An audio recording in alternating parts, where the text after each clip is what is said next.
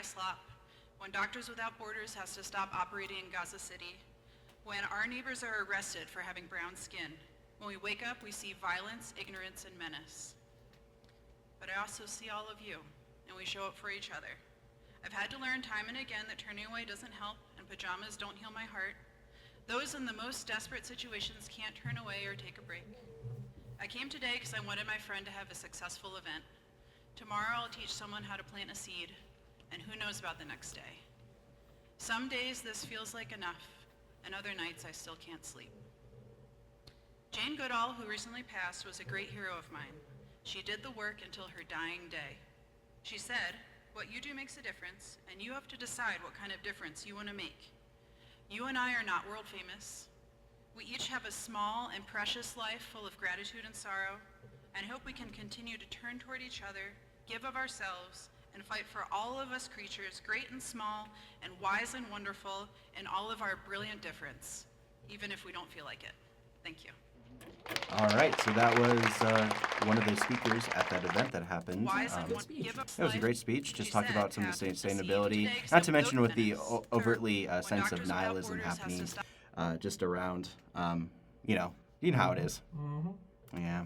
All right. People want to be apathetic. They really do. Caring is lame. No, caring's not lame. It's not lame at all. I don't know what we're talking about, but yeah. Don't listen to the Gen Xers. Pretty much at this point, but yeah, it is pretty interesting, just kind of thinking about those kinds of things and whatnot. I'm actually going to throw it over some music right now while we get a chance, because it is November, and why not throw it over to some Gorillaz? November Has Come. All right.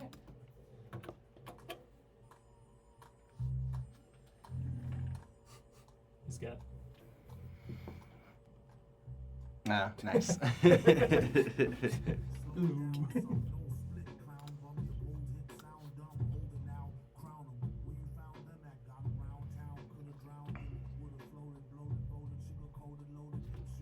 right, let's not worry about that right now. All right, just trying to mitigate some of the sound. Yeah, okay. So, let's see here. What do we got going on here so far? All right. Maybe my city council, talking about some of the things that happened in November. Jury selection has begun for Sandwich Guy. Sandwich Guy? Who threw the sub at the ICE officer. Oh, really? Yeah. Okay, because I know that they were trying to get some kind of like major crime indictment or kind of thing against him, and now it's just going to basically be some basic assault. Yeah, it's like, what, simple battery? Yeah, simple battery. Yeah, oof, crazy, right?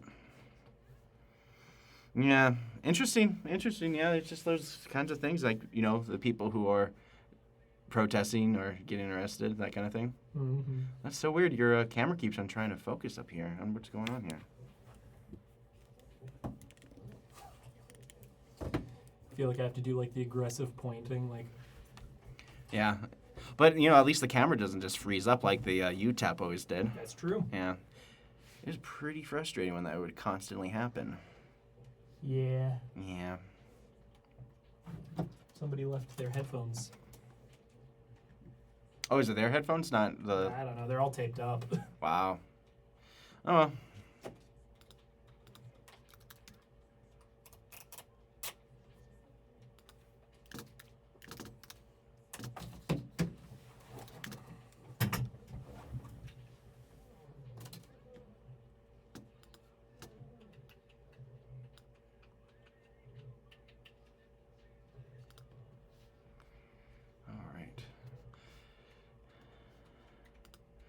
So did you want to let's talk about lunch when we get back. Lunch? Just where people can go and what would be a good place to check out.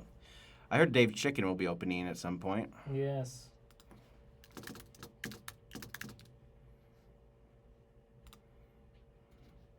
Because the story just literally dropped late October, so. Okay. All right. Hope you guys enjoyed that. That was Gorillaz. November has come. All right, so let's talk about some foods that are happening for sure. Some foods that are happening. The foods, yeah. What do you do? What are some places you guys thinking of for lunch today? It is the lunch rush. You're on the road. You're trying to figure out what do you feel like? What are you craving, Neil? Some Korean meatballs. Korean meatballs, and where do you usually get those? Oh, I usually just go to Noodles and Company. Their sauce is really good. Yeah. The noodles are okay, but the meatballs. Yeah. I do like Japanese pan-fried noodles for sure. I really like what they do with the noodles over at Mustard Seed. I usually get like a what is that? I always forget what it's called, but it's like one of those like tropical spicy kind of dishes and noodles and such, but with the thick noodles. Bohemian? Yeah, I think it's Bohemian noodles. Well, no, Burmese noodles. It's the Burmese noodles. That's usually what I like to get at Mustard Seed. So yeah, those are your suggestions for today is Noodles and Company and Mustard Seed. I miss Hoo Hot. I do miss Hoo Hot too. We're going to have to go up to Kalispell to actually eat there. Eventually, yeah.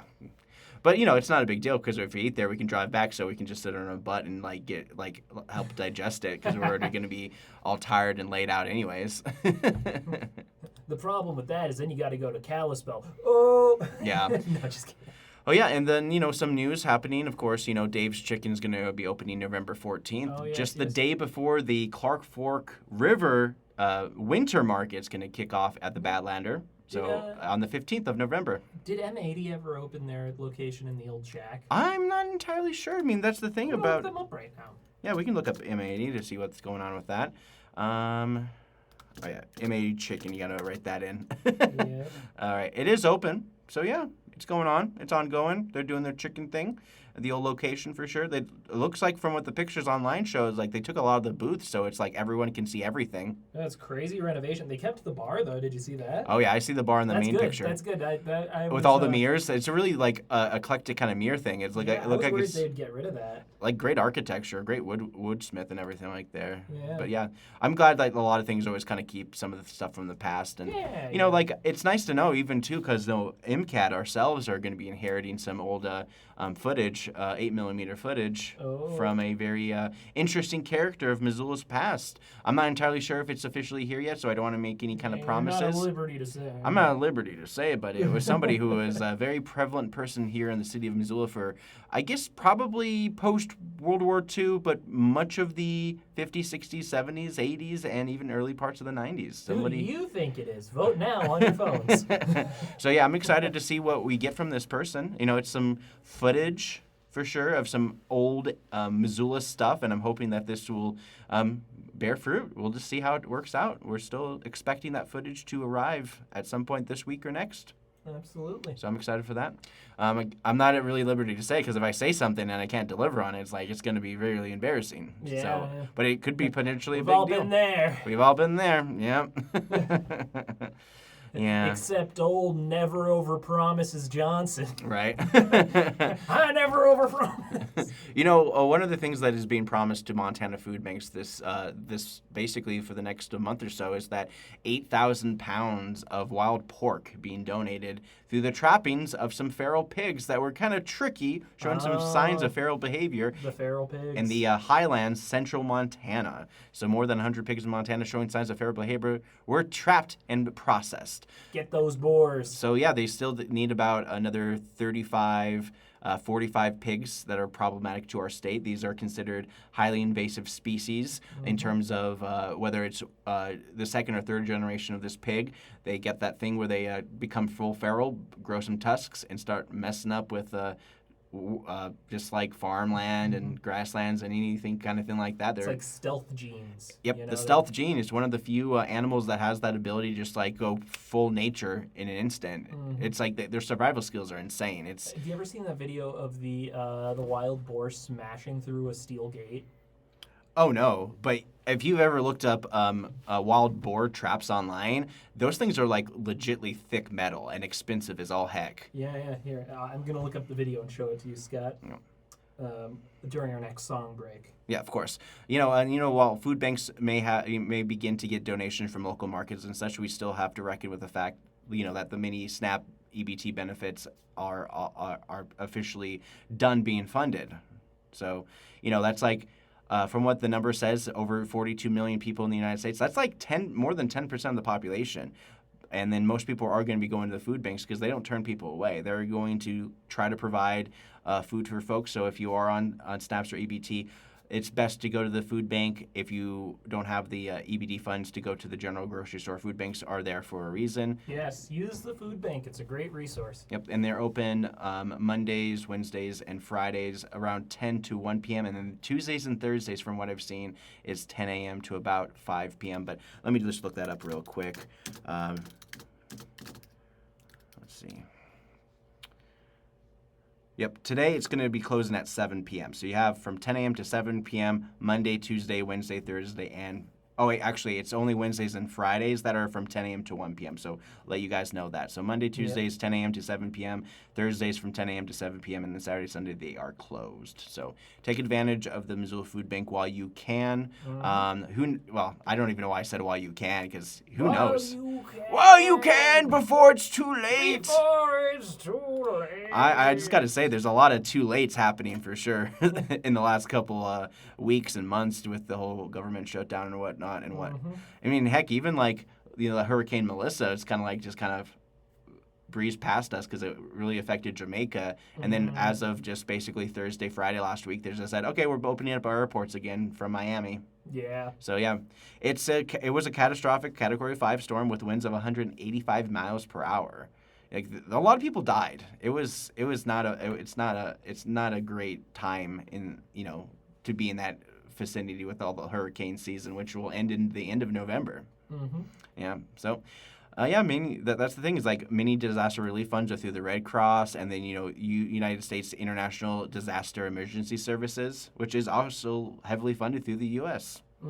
And many of those kind of U.S. aid programs and stuff like that, you just never know, and all that kind of stuff.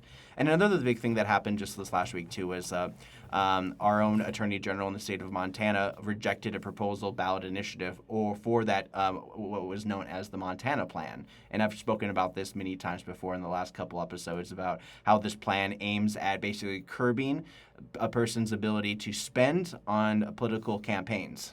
So the part of this is to block corporate donors, like out-of-state money, from flooding our political thing. And they blocked that from ballot measure, huh? Yep. So before it even get a chance to go to the voter and get enough signatures raised, our Attorney General in the state of Montana rebuked and basically said that this would actually restrict freedom of speech, when the Montana Plan in and of itself doesn't restrict the free speech part of it. It restricts the money flowing in part.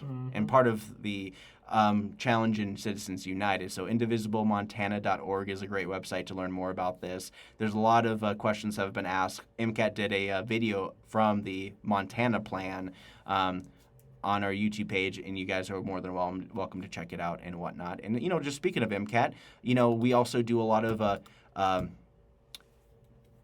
prep work in terms of fire seasons. There's always a talk about fire seasons, getting prepared and everything like that. And so we have a wildfire and your home preparedness workshop, and it talks about the go bag. So for this segment, I'm going to play a clip from this talk that is now available on our YouTube page, where you can learn more information about how to get prepared for the wildfire season. And if you live in those kind of rural areas, which a lot of people do in Montana, with thick forestry, they are showing ways to prevent wildfires from burning down your house, but at the same time, the ability to pack a go bag so you have all your prescription medications, backups upon backups, basic soap and care, and animal food too. So here is a clip from there, and then when we come back, we'll talk about more stuff. Here, hit replay on this.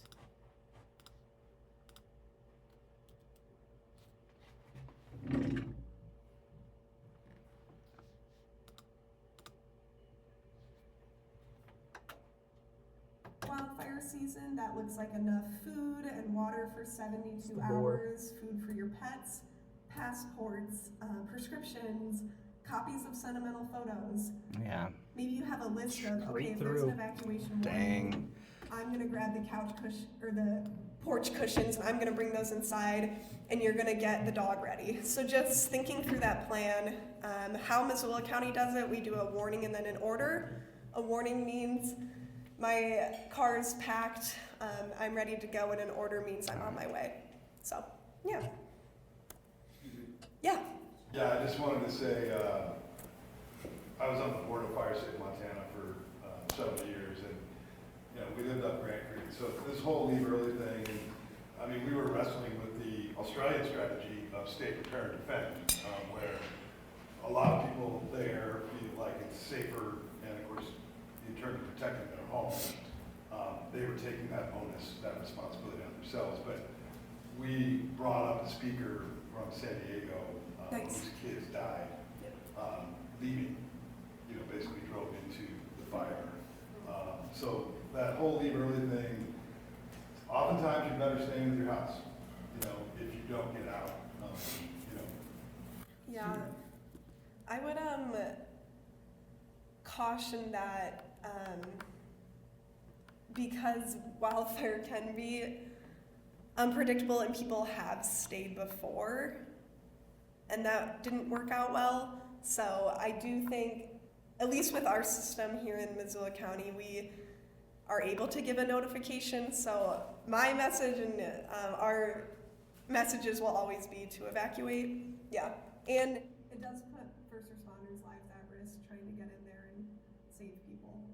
All right, so there's a little taste of that program. You can check out that whole entire program, Wildfire and Your Home, Preparedness Workshop, and it is available free on our YouTube page at MCAT TV Missoula. Mm-hmm. All right. Scott, you seem like a busy Missoulian on the go.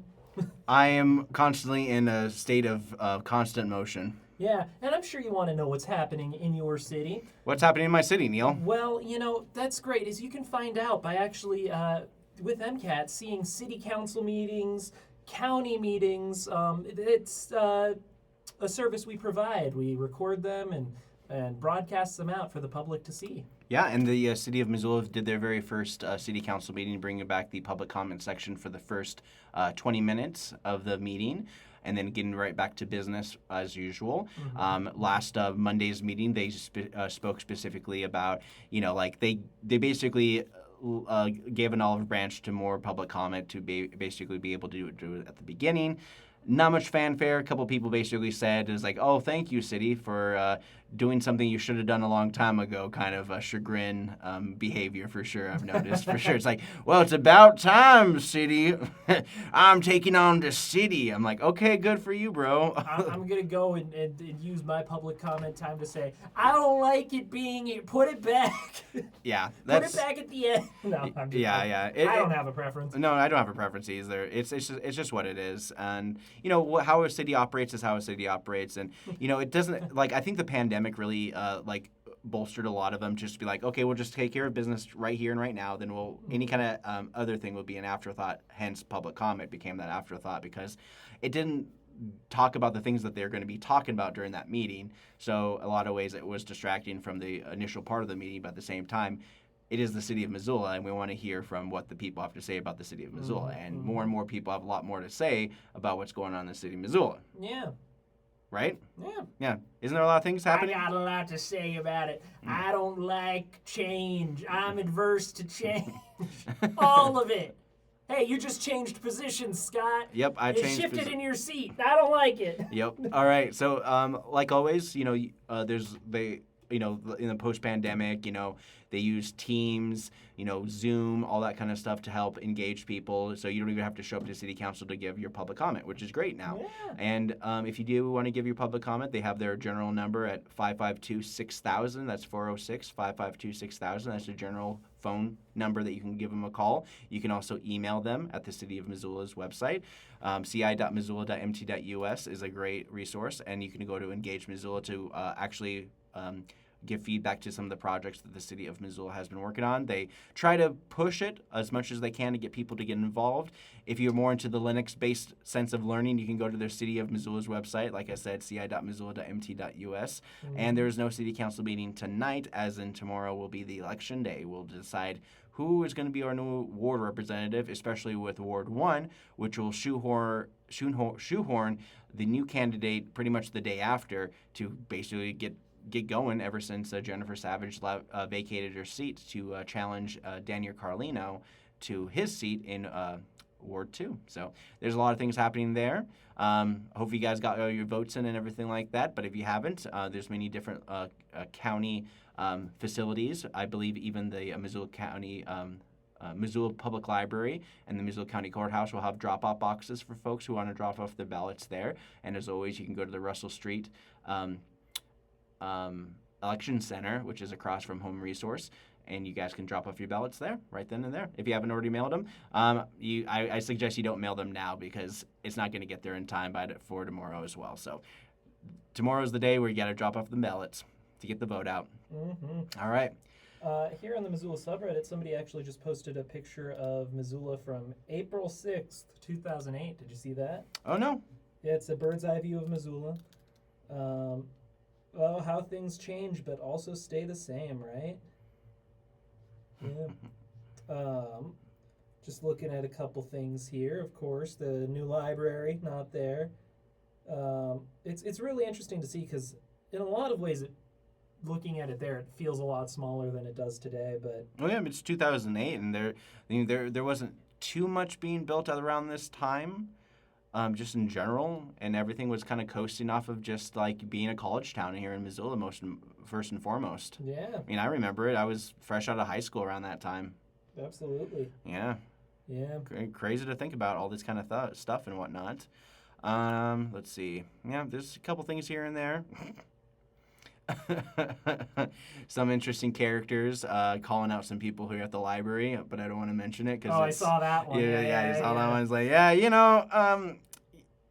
when your private habits come to a public library, then things get a little bit interesting for sure. Mm-hmm. But that's the thing about Reddit sometimes is like it just gives a chance for a person to be like let off some steam and complain about something. Yeah, that's a lot of it. Like somebody just posted about an old person trying to fight them. Right. I was like, what? Oh, okay. All right. Because it's kind of kooky. It's almost like diary posts. Oh, it's the same thing too. It's like an old person trying to fight you is kind of like a kid trying to fight you. It's like, what is this? It's kind of like you can't not laugh, and then it makes them even more frustrated because it's like kids and old people. Like nobody likes ridicule. Like you can make fun of someone to a certain degree, but then when it comes to the point of ridicule, then people get a little bit punchy. Mm-hmm. So you can have some light fun, but if it's at the expense of somebody else, it gets a little bit crazy for sure. Especially some people get a little punchy. Google messed up here for the Grizz game and put the quarter one score for Grizz at 2,114 points to Weber State's 3. It's Weber State. Oh, Weber? Yep. I don't know football. Yeah, I don't blame you. Yeah, I was in the marching band for the University of Montana from like 2008 to 2012, I think. Oh yeah. Yeah, it was fun when it lasted. And then when I was done with marching band, I was just like, oh, see ya. That's pretty much it. And then of course, they just released plans for the old Missoulian building as well last week. Mm-hmm. The owner, let's see, hold on a second. The owner, Cole Berquist. He was the owner who pushed for the transition and the transformation of the old Missoulian building back in 2021, and we all know what happened after that with Aaron Wilson. Basically just kind of threw Missoulians on the bus, had a social media storm between people, and then later on was indicted by a grand jury. Oof. Yeah, so that took some time to kind of get to shake those things off, and then Cole's back at it again with a new organization through Hawkins, the developer. Be working on this new 80 residence hotel / mixed condos, penthouse, 2-story townhouse, hotel amenities, downtown market rate. So you can expect to see many of these places going at easily $1 million a pop. Just in terms, just like I remember like 10 years ago, there was a really nice apartment in the Wilma building that was selling for $1.2 million. So I don't know how the inflation has changed since then, but it's kind of crazy with everything. With that as well. And you know how everything is getting more and more expensive. Like one thing in terms of the markets is that I'm sure you guys already know about this, but NVIDIA basically passed a $5 trillion market. They're the ones that make the semiconductors that help run your phones. Basically, all the essential technologies that run every technology thing has to do with semiconductors, and NVIDIA is one of the biggest manufacturers of that very chip that helps people run their machines.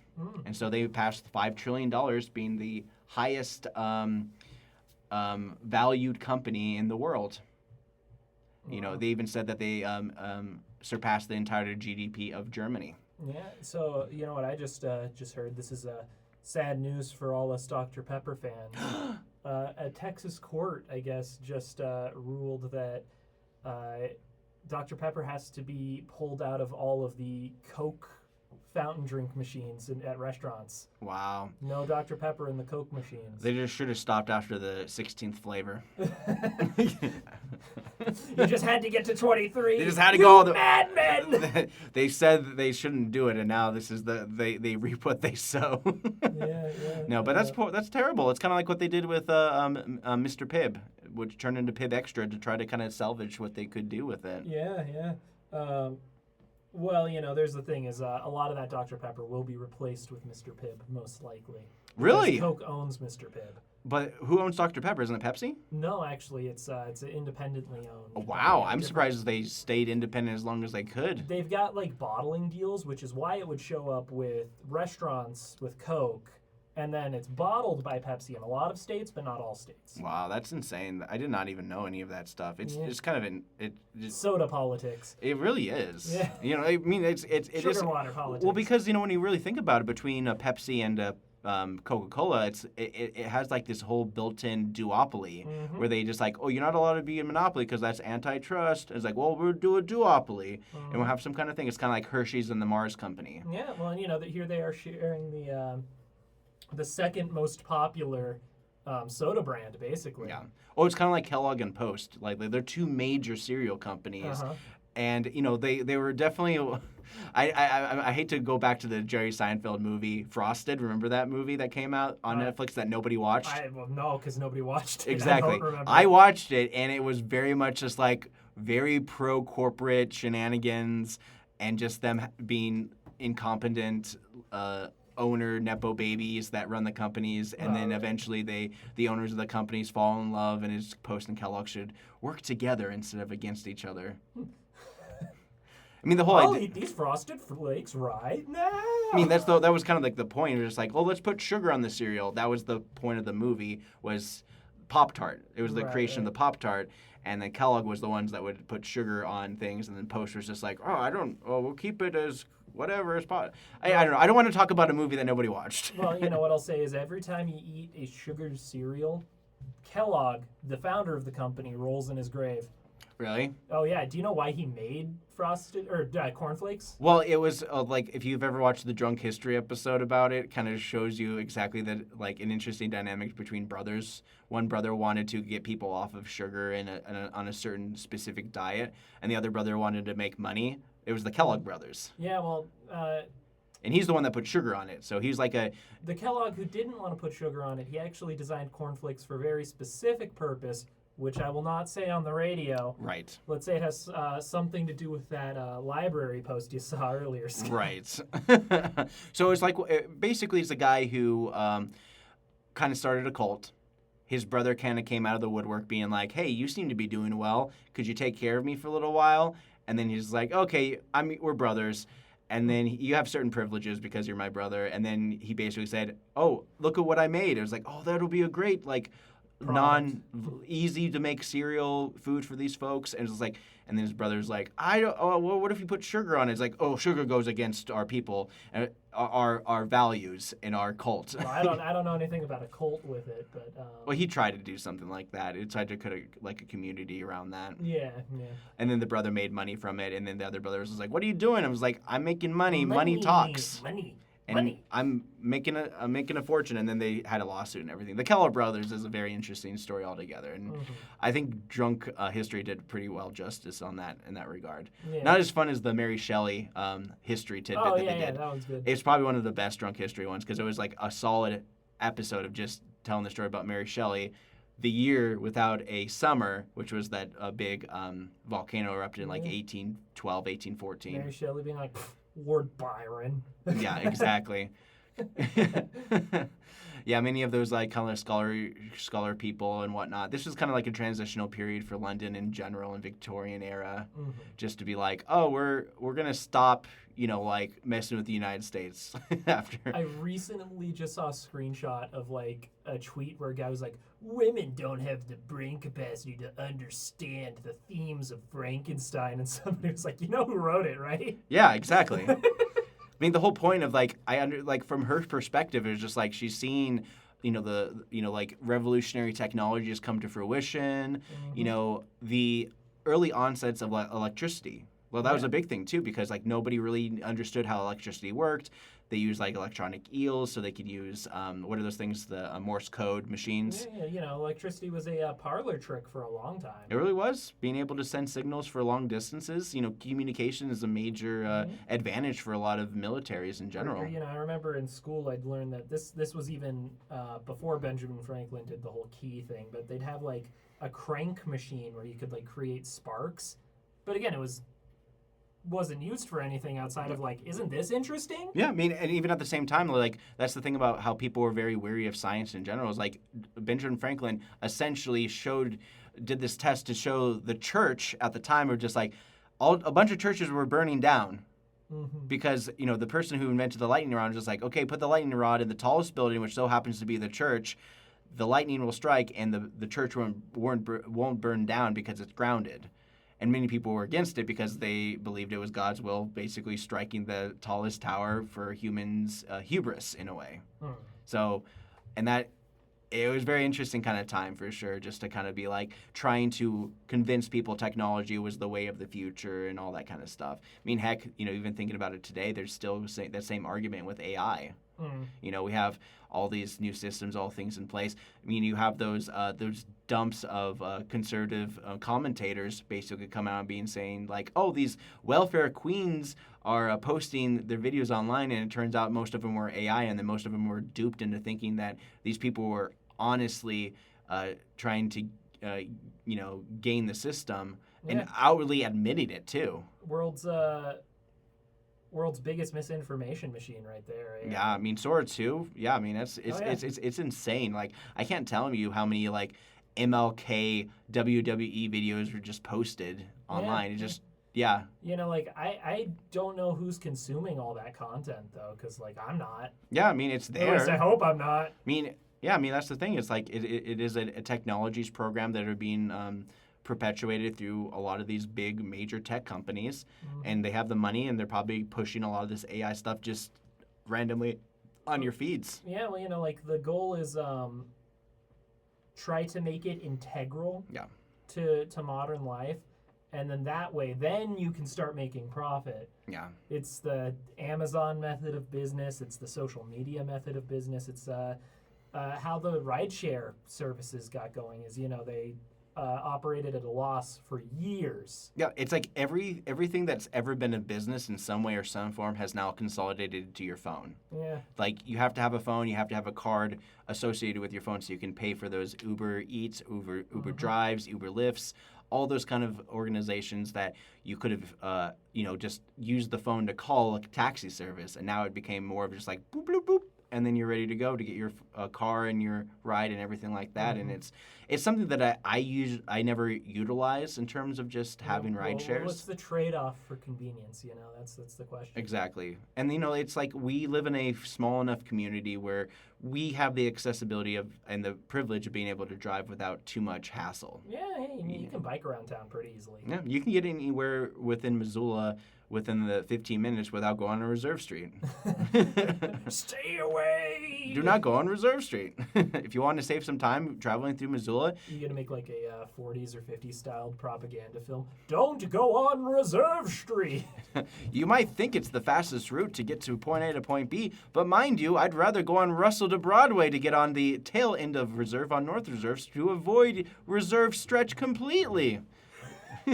Especially the speed zone between 3rd and Mullen. Yeah. That area is like, if you're going less than 55 miles per hour, you're going slow.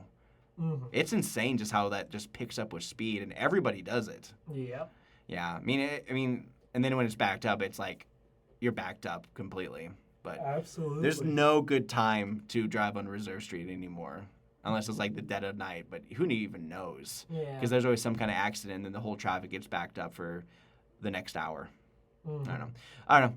Reserve So, Street. How you feeling about the time change, Scott? I'm fine. I'm totally cool going back to the standard time, and it is currently 12:44. You're listening to 101.5 KFGM, MCAT Radio, where we're talking about everything MCAT and everything radio, and we probably should right now. So if you want to do your own pilot, here at the library, you can pick up your sheet, your pilot script, and you can read it. And basically make a 30-minute pilot of you talking between songs, and then just submit it through the website, 1015kfgm.org, for more information. And you have the chance to broadcast far and wide here in the city of Missoula and beyond, Bitterroot, Frenchtown, and where else? Oh, well, Missoula, of course. Yeah, big part of Missoula County. And not to mention online, 1015kfgm.org. You can listen to this live anywhere in the world as long as you have an internet signal, and just go to this website. Yeah. Yeah. All right, we're going to throw it on over to Chicago. Does anyone really know what time it is? All right. Let's see. Okay, I'll just let that play out. I don't want to get copyright struck on the YouTubes again. So if you're watching this now, you're watching our YouTube part of it as well. I made a mistake, Neil. Yes. I turned down the main volume of our microphones. Whoops. Because I was messing around with the audio from the YouTubes. Uh-huh. Because, I have Mac Screen. When I turn that on, it also does the audio from the YouTube channel. Right. And so that really kind of messes with the system and whatnot. And so I've turned down our mic for that time. But then it was only for the beginning part. So it was literally, we lost the audio recording of the beginning of the show up until we have the poem lady. And that was fairly in the beginning. So we can probably rehash a couple of things here and there. But I think we'll be good to go. But Chicago's good. Yeah. Chicago. Oh, hey, Scott, you didn't tell me there were some fire trucks by your house the other day. I didn't really notice them too much. Did you see them on Reddit here? Oh, right. Yeah, I did notice that there was quite a few of them. Does it say what it was for, or was it just like a promotional thing for them?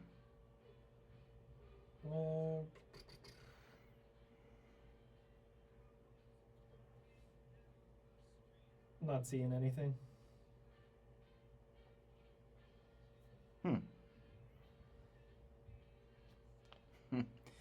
Man, the Grizz Weber state is ridiculous. Yeah, right.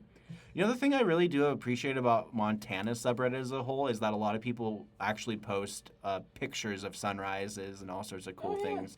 I appreciate that a lot. And not to mention they also have one with a bunch of bison covered in snow and just kind of lounging there. Yeah, there's a good one right now. Oh, yeah. Yeah, Montana. 4 hours ago, that one's pretty good. Yeah, the Montana subreddit is pretty dope. I highly recommend it for anyone watching on the YouTubes just to check it out. Yeah. Ooh. Yeah, the people have been posting a lot of pictures, and it's great because I like a lot of people don't talk too much about politics in the Montana. There's a Montana politics subreddit. Exactly, and the subreddit for Missoula is all over the place. Oh yeah. It's so chaotic. Well, and then you've got somebody did their own Missoula subreddit because they were sick of the one that most people use. Yeah, I mean, this one was established, 2010? It was insane. This has been going on for 15 years. So the subreddit we're doing right now. And not to mention, we have, it says there's 2.7 thousand weekly contributions to the old Reddit, which is insane. We get a lot of them for sure. And I can't imagine the kinds of things the moderators have to literally just start cutting things off and doing all that kind of stuff. Because I mean, it's always some of the weird AM stuff that always have spam. No, it's true. It's true. All right, that was Chicago. Does anyone really know what time it is? Because I sure do. It's 5 o'clock somewhere. It's 12:48, if you must know. So yeah, playing a little bit of Chicago right there, give you guys a little taste of some old Pop and Circumstance, some good energy music on your drive around, just wrapping up your lunch break and whatnot. Mm-hmm. Yeah. So are you gonna pop on over, get some lunch after this before we get we host our Zootown kids? Oh yeah, I'll probably hop on over to Front Street Pizza. Yeah. So we do a weekly homeschool group here. We host them for about an hour and a half. It's like a supplemental class that MCAT does. We also do a lot of fun educational stuff for a lot of kids. For the last couple of weeks, we've been working with the Zootown homeschool kids to help make them videos. Mm-hmm. We did a horror film, a couple horror sequences here and there just to give them a chance to edit it. They did some stop motion last week, and today they're going to wrap up some of their stop motion's audio and finish what they did today. So we're going to wrap some things up, do some cool things with that. We do these kinds of things for a lot of the people in the community. If you want to learn more, you can go to MCAT.org. We do a lot of summer camps and other things along with our Saturday drop-ins for kids. We also have classes devoted towards adults and those who wish to participate in many of those activities, from editing, filmmaking, and more. We also will be hosting our film collective next Tuesday. The library will be closed, but for those of you who are in the film collective, we'll get a chance to join in and pop on into the library, where it's going to be hosted on next Tuesday night at 6 p.m. So if you guys want to check that out, the Missoula Film Collective, where they're just people come together. It's a great support for a lot of wannabe filmmakers for the city of Missoula, and we're going to be pushing heavily for it. So, all right. So let's talk about more of your class tonight. You have your Blender class tonight. So do you have any big projects that you're working on you kind of are excited for and talking about? Because I know that you were working on a kind of like a, what was it, an antler? Oh, that, no, that was a quick project. Okay. Not a big one at all. Quick sculpt, because that's one cool thing about 3D software is you can kind of like sculpt like it were clay. Okay. Yeah. Nice. And you're working on like a skull and all that kind of stuff? Yeah, I love my skulls. Yep. Yeah. Anyone working on any kind of big projects for your Blender class that you've noticed? Anyone? Yeah, so one of my students is working on a big school project, actually. Oh, great. Yeah. What is it? I don't know yet. Okay. Yeah, they're kind of figuring it out as they go. Nice. 30-second to 2-minute animation is kind of what it's feeling like right now. Oh, so they are making an animation, not just a model. Yeah. That's cool. Because, 3D animation and Blender kind of works both hand in hand, not just with animation, but just 3D modeling in general. Mm-hmm. So if you're interested in making like a nice scenic kind of look for a lot of different things, it's a great tool for anybody to use. Mm-hmm. It's kind of like another step up from another software that's called Tinkercad, which I think it's a few steps up from that. I know, but Tinkercad is a great source for people who are making 3D printables. Mm-hmm. So if you're ever making 3D printables, Blender also supports STL type files, which is like the fancy data point, because you don't need just STL files to 3D print, but it is one of the few files that are available to 3D print. And the makerspace here at the Missoula Public Library does some great 3D printing services for folks, and all it does is cost for the raw materials. Mm-hmm. I do believe that they have open hours 2 to 5:30 Wednesdays and Thursdays, and then Saturdays about 10 a.m. till about 2 p.m. They do their own thing as well. And not to mention, the makerspace is hitting it hard with transitioning people from Windows 10 to Linux. Oh, so yes. for those of you who don't want to go to Windows 11 or beyond and all the other garbage that Microsoft is pushing, hey, they can't even get gaming console right anymore. Nope. So why trust them? But yeah, it's a very interesting system with Linux is basically the backbone of all operating systems that we work on today between Mac and PC. And the library is showing you how to do it. So they'll be doing some classes. You can inquire with the Missoula Public Library anytime. I think it's 721-BOOK is the phone number. But then again, you can always Google it. It's probably a lot easier than just listening to some guy on the radio. 101.5 radio telling you, oh, why don't you just go check it out? Check it out, yeah, all that stuff. And I do remember that Missoula Aging Services also does a tech cafe for those of you who struggle with technology. I believe it's the, I have to say it's either the first Monday or the first, Okay, every first Monday of the month from 1 to 3 p.m. So today. Yeah, you can go right now. Yeah, just like as it's going on right now. It's a drop-in, so you don't have to show up on time. You can stop in anytime between 1 and 3 p.m. And it's kind of funny because the guy who is on the board for Bonner Community Council, he's kind of like the main guy that helps people with their tech. And he's an older guy, so he kind of knows what it's like to have some of the struggles of, being an older person trying to figure out some, new tricks and new tools and stuff like that. You can learn tech no matter what age you are. My uncle's in his 70s, and he was just talking about how he built a new computer for Windows 11, and now he doesn't like it because he can't even set up a LAN network for his local streaming. Ugh. Yeah, that's the problem with a lot of the softwares out there, is that it's becoming more like you can build your own computer. Hardware-wise, it does make a lot more sense that way, but once you get into the software components of things and trying to maximize the handful of between software and hardware, it's becoming more and more blurred. Just in general, everything's so app-centric. You need an app for this. You need an app for that, because you just can't run basic software. Like, that's one of the reasons why I wanted to get that GoPro 360 camera, was to kind of avoid dealing with having an app just to launch it, but I needed an app to actually get the GoPro going. Process the footage too. Not even that. I mean, yeah, that's true. I needed that to process the footage. We didn't even process the footage that we shot last weekend. Yeah, that's right. I mean, it's a great camera, and it does a really good job because it gives you a whole nother dimension of editing in Final Cut Pro, and I would highly recommend, people do, if they have any 360 footage or anything like that, MCAT Final Cut Pro is a great way for you to stop by and mess around with some of that 360 footage that you've collected over time. So it's a new thing that, well, it's not even a new thing. I think Final Cut Pro has been working with 360 footage for the last 5+ years now. So they have the software to show it. And I've just recently been able to acquire a 360 camera for the use. And yeah, I'm excited for some of the technology that we have here. It's the new GoPro Max 2, and then we're going to be using it for all sorts of community events and gatherings to kind of give people that live-in feeling for some of those big major events that happen in Missoula for the future, even if it's to archive it. You never know what's going to be needed to map out, where we were and when it happened. So having that kind of archive thing is, very beneficial for the community. Yeah. Anyways, not to pat myself on the back a little too hard, we're going to throw it over to Chicago again. I'm feeling Chicago. We're going to play Saturday in the park. Yeah. So we'll let this play out, and then we'll wrap up our show. Even though it's pretty much over, honestly. Yeah. We can pretty much wrap up here, and we can always just throw it on over to the computer. We don't even have to be here. So that's true. Yep. So let's just play it out and then just wrap it up. So thanks for watching MCAT Radio. Thanks for watching. Yeah.